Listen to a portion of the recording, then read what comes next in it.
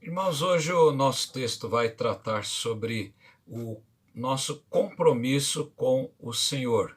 O texto está no capítulo 10 e no decorrer desta mensagem expositiva nós estaremos lendo os textos, não é? É um texto histórico com muitos nomes, mas o importante é retirarmos os princípios que aqui estão. Inicialmente, um texto que nos chama a atenção sobre esse tema de compromisso e de vida é o texto de Paulo aos Romanos, no capítulo 12, nos versos 1 e 2, quando Paulo fala de uma perfeita consagração. Ele nos diz aqui: rogo-vos, pois, irmãos, pelas misericórdias de Deus, que apresenteis o vosso corpo por sacrifício vivo, santo e agradável a Deus, que é o vosso culto racional. E não vos conformeis com este século, mas transformai-vos pela renovação da vossa mente, para que experimenteis qual seja a boa, agradável e perfeita vontade de Deus.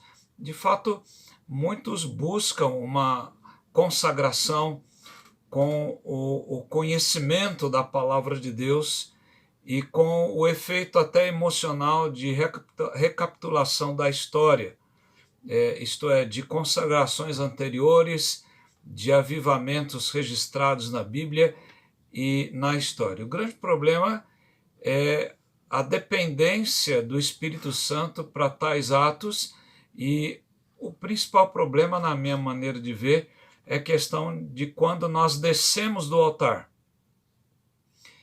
e nos esquecemos de investir o nosso tempo, os recursos, os dons em tratar as coisas do Senhor, ou então o nosso próprio enfraquecimento na consagração a Deus. Como evitar uma consagração faltosa e assumir um compromisso real e duradouro com o Senhor? A resposta está nesse capítulo 10. Veja que o texto Neemias fala que o espírito de renovação veio naturalmente, está registrado no livro de Neemias. Primeiro, houve a fome pela palavra. A partir do verso 8, nós vamos olhar nesses textos recentes a fome pela palavra. Segundo, a consciência da nossa posição diante do Senhor. Nós somos pecadores, Deus é santo e Deus exige santidade do seu povo. Terceiro, os líderes que agiram em preservar o progresso espiritual que for alcançado, em lembrar a história passada e a doutrina da aliança feita com Abraão e os seus descendentes. Quarto, a questão da consagração de vida. E, em quinto lugar, os pontos pelos quais deveríamos consagrar. Nós lembramos que no capítulo 9, no verso 38, e no capítulo 10, no verso 1, nós temos o verbo traduzido ali, estabelecer. O verbo karate significa cortar, e é usado muito em compromissos na Bíblia. E temos então a expressão que poderia ser bem traduzida aqui: selar um compromisso, né? Que foi redigido, que foi então agora assinado. A lista daqueles que selaram esse compromisso, entre elas estava o governador, o próprio Neemias, e os sacerdotes. Os versículos de 1 a 8 vão tratar dessa lista de pessoas que aí estão aparecendo. Os sacerdotes, Neemias aparece em primeiro lugar, e como naturalmente deveriam estar aqueles líderes, são exemplos e devem então puxar a fila. Segundo, os levitas, aqueles que também serviam como cantores, como porteiros, aqueles que tinham seus turnos na casa de Deus, aqueles que moravam nas redondezas e também na própria cidade de Jerusalém.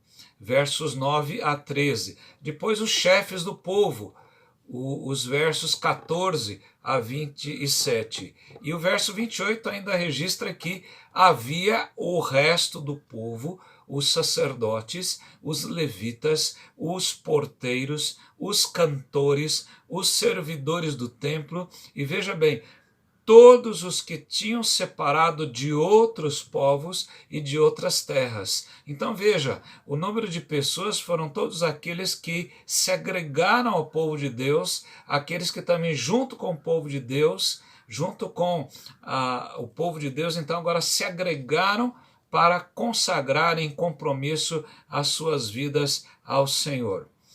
Em que consistiu então esse compromisso que foi redigido e foi selado aqui?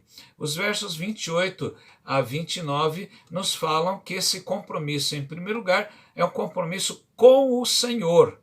O verso 28 diz: o resto do povo, os sacerdotes, os levitas, os porteiros, os cantores, os servidores do templo e todos os que tinham se separado dos povos de outras terras para a lei de Deus, suas mulheres, seus filhos e suas filhas, todos os que tinham saber e entendimento, firmemente aderiram a seus irmãos, seus nobres convieram numa imprecação e num juramento de que andariam na lei de Deus, que foi dada por intermédio de Moisés, servo de Deus, de que guardariam e cumpririam os mandamentos do Senhor nosso Deus e os seus juízos e os seus estatutos. Então veja bem que esse compromisso é com o Senhor, com a palavra que este Deus havia dado. Às vezes nós falamos, eu vou assumir um compromisso com a palavra, mas antes disso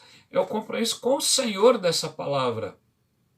É aquele que está por trás dessa palavra, aquele que a inspirou, aquele que revelou essa mensagem, é aquilo que é para a nossa vida, a palavra de Deus viva e eficaz, aquela que realmente é trazida ao seu povo. O segundo compromisso, não só com o Senhor, mas o compromisso de casar-se no Senhor.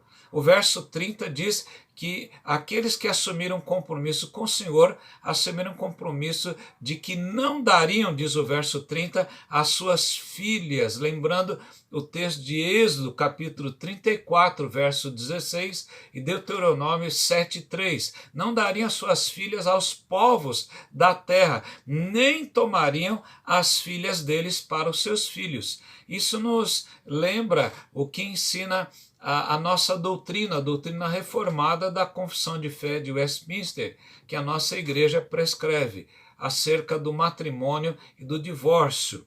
Nós lemos lá no item 3º, quando diz: a todos os que são capazes de dar um consentimento ajuizado, é lícito casar, mas é dever dos cristãos casar somente no Senhor.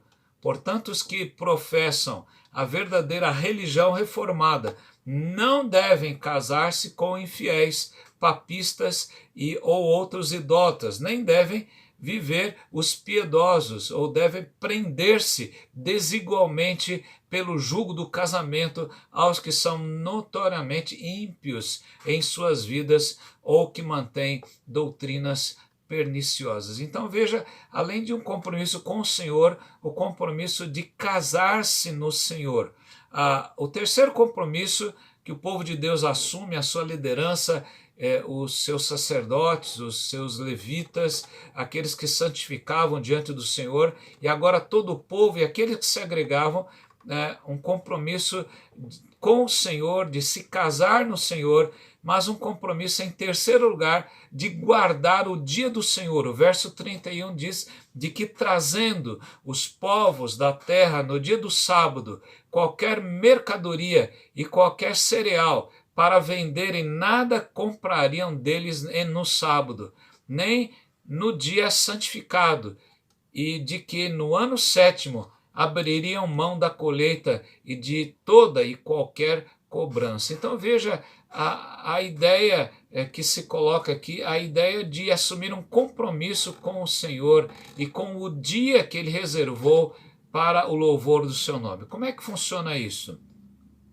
Nossa doutrina, quando trata acerca do culto religioso e do domingo, mostra lá no item de número 7 que Deus designou particularmente um dia em 7 para ser um sábado, isto é, descanso, santificado por Ele, desde o princípio do mundo até a ressurreição de Cristo. Esse dia foi o último da semana e desde a ressurreição de Cristo foi mudado para o primeiro dia da semana, dia em que na Escritura é chamado domingo ou o dia do Senhor, que se há de continuar até o fim do mundo como o sábado cristão. Então a doutrina que foi formulada pelos reformados e nós aderimos e cremos é que há um compromisso de guardar o dia do Senhor. Por isso, evite fazer compras no dia do domingo, evite fazer tudo aquilo que você poderia fazer nos outros dias.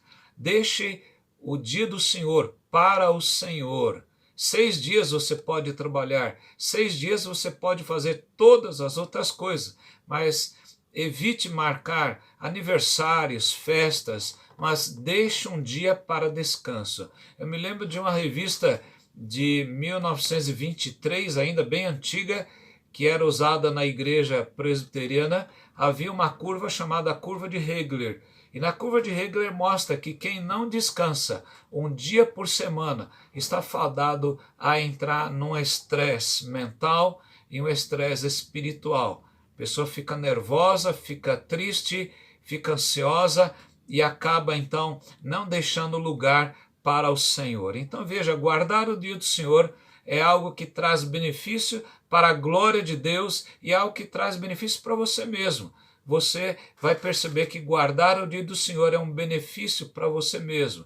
E o povo de Deus faz, então, um compromisso de guardar o Senhor. Veja que o compromisso é com o Senhor, o compromisso é de se casar no Senhor, de guardar o dia do Senhor, mas também é um compromisso de sustentar o culto ao Senhor. Os versos 32 a 34 nos dizem também sobre nós pusemos preceitos, impondo-nos cada ano a terça parte de um ciclo para o serviço da casa do nosso Deus, e para os pães da proposição, e para a contínua oferta de manjares, e para o contínuo holocausto dos sábados e das festas da lua nova, e para as festas fixas, e para as coisas sagradas, e para as ofertas pelo pecado, e para fazer expiação por Israel. E veja bem como ele resume agora dizendo, e para toda a obra da casa do nosso Deus. Então veja o compromisso de sustentar o culto ao Senhor. E agora os sacerdotes e os líderes, nós os sacerdotes, os levitas e o povo, deitamos sortes acerca da oferta da lenha que se havia de trazer a casa do nosso Deus segundo as nossas famílias a tempos determinados de ano em ano para queimar sobre o altar nosso Deus, como está escrito na lei. O texto continua, mas esse texto é importante para nós percebermos que há um compromisso de sustentar o culto ao Senhor, não é? Tudo aquilo que faz parte dele, do culto ao Senhor, desde aqueles que limpam a igreja para nós estarmos celebrando o culto ao Senhor, limpa o local onde você faz o culto doméstico, aqueles que preparam talvez o sofá do culto doméstico, aqueles que preparam as coisas da igreja, os diáconos que preparam a Santa Ceia, que preparam a água do batismo, que preparam então tudo que a igreja está aberta, a igreja é fechada logo em seguida, tudo está sendo verificado para que tenha um bom ambiente e o local para a celebração do culto ao Senhor. Não somente aqueles que exercem esse sustento com os seus dons, como diáconos, como presbíteros, como pastores, como irmãos que se consagram numa tarefa de dirigir a igreja, a escola dominical, os professores, aqueles que estão ajudando em muitas áreas na vida da igreja, a comissão de construção, quem tem trabalhado já em todos esses dias, e nós vamos perceber que Deus vai usar essas pessoas para a glória do seu próprio nome. E nós vamos perceber que são pessoas que sustentam o culto ao Senhor, sustentam o local onde é feito o culto ao Senhor, o ambiente, a doutrina, os pastores que preparam a palavra de Deus, que gastam pelo menos 8 horas preparando um sermão para trazer a mensagem da palavra de Deus. E se todo esse tempo é um tempo para aqueles que sustentam, não somente isso, mas aqueles que contribuem com os seus dízimos, com as suas ofertas, contribuem com a sua vida, para que a obra de Deus seja feita também, o grupo musical, o coral da igreja, aqueles que fazem solos,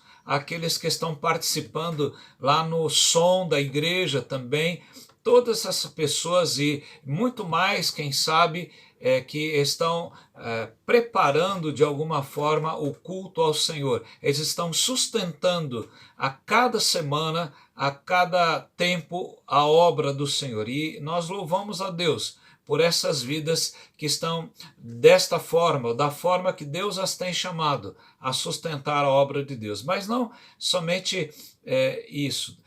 O quinto compromisso seria o compromisso de sustentar a obra do Senhor, não só o culto ao Senhor, mas também a obra de Deus. O verso 35 diz, e que também traríamos as primícias da nossa terra e de todas as primícias, de todas as árvores frutíferas, de ano em ano, à casa do Senhor, os primogênitos dos nossos filhos e do nosso gado, como está escrito na lei, e que os primogênitos das nossas manadas e das nossas ovelhas traríamos à casa do Senhor nosso Deus, aos sacerdotes que ministram nela, as primícias da nossa massa, as nossas ofertas, o fruto de toda a árvore, o vinho e o azeite, traríamos aos sacerdotes, as câmaras da casa do nosso Deus, os dízimos da nossa terra, aos levitas, pois a eles cumpre receber os dízimos em todas as cidades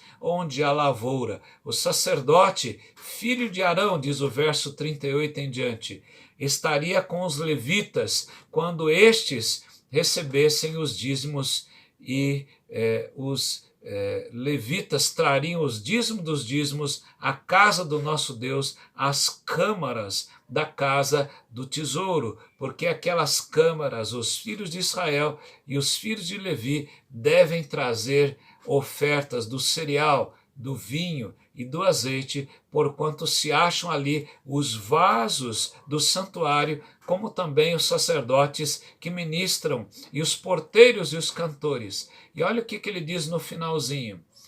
Assim, não desampararíamos a casa do nosso Deus. Então veja que não só a celebração do culto ao Senhor, o compromisso de celebrar o culto, mas também de sustentar aquilo que é preparado para o culto do nosso Deus. Como é que nós aplicamos essa mensagem que trata a igreja da antiga aliança, como nós percebemos aqui? Estabelecer um compromisso de vida e com o Senhor.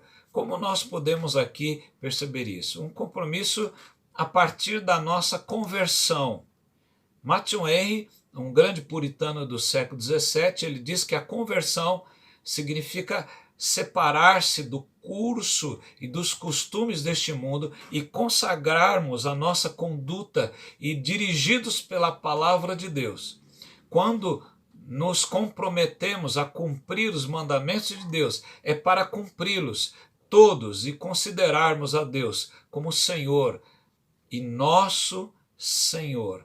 Veja que nós vimos que o nosso compromisso está em assumir um compromisso de vida com o Senhor, um compromisso de casar-se também no Senhor, um compromisso de guardar o dia do Senhor, um compromisso de sustentar o culto ao Senhor, participando do culto e prestigiando aqueles que prestam o serviço. E também um quinto compromisso de sustentar a obra do Senhor com seus dízimos e ofertas. O que podemos aplicar esse texto? Não se pode esperar as bênçãos de Deus sem um compromisso com Ele e com a sua palavra. Não adianta orar pedindo bênçãos ao Senhor e depois se fazer o que se bem entende. Isso não funciona.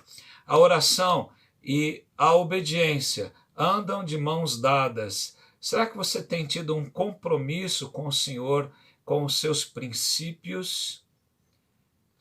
Todos nós estamos preocupados com as epidemias, com as pandemias, muitas pessoas conhecidas já falecendo. E enquanto estamos tão preocupados com as nossas coisas, nós talvez estejamos esquecendo do Senhor. Mas é Ele que nos abençoa. E se nós o esquecermos, nós também deixaremos de receber as bênçãos que Ele mesmo está contemplando o seu povo. Talvez você diga, mas eu não consigo fazer isso. Entregue o seu coração a Cristo. Entregue a Ele a sua vida. Peça que o ajude a assumir um compromisso, se você não assumiu até agora, um compromisso com Jesus Cristo. Se a sua santificação tem sido incompleta, eu gostaria de exortá-lo e de chamá-lo para que você volte a um compromisso com Jesus Cristo. Que você assuma agora um compromisso com o Senhor Jesus na sua vida, que Ele possa abençoá-lo para a sua glória e louvor. Amém.